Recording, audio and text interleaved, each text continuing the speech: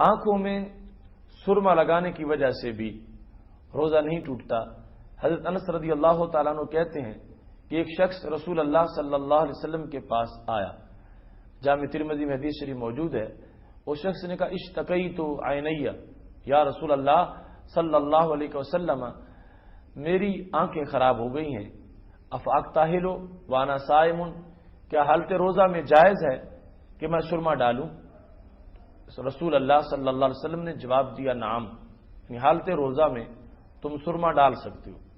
تو اس واسطے اگرچہ اس سرمے کا اثر حلق میں محسوس بھی ہو رہا ہو، پھر بھی روزہ نہیں ٹوٹے گا،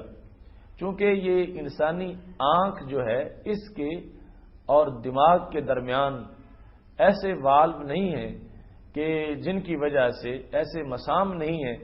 کہ آنکھ کی چیز جو ہے وہ دماغ تک پہنچ سکے۔ تو اگر وہ آنکھ میں سرما ڈالے یا کوئی بھی لیکوڈ دوائی ڈالے، قطرے آنکھ میں ڈالے، تو دونوں صورتوں کے اندر روزہ نہیں ٹوٹے گا، اس واسطے کہ ایسے منفذ موجود نہیں ہے آنکھ اور دماغ کے درمیان کہ جس کی وجہ سے یہ چیز دماغ تک پہنچ سکے۔ اور یہ جو انسان کو آنسو آتے ہیں،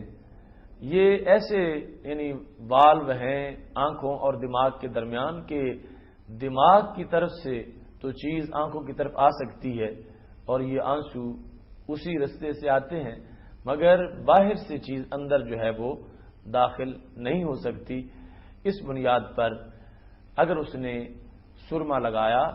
آنکھوں کے اندر یا کوئی قطرے دوائی کے ڈالے تو اس طرح روزے پر کوئی فرق نہیں پڑے گا۔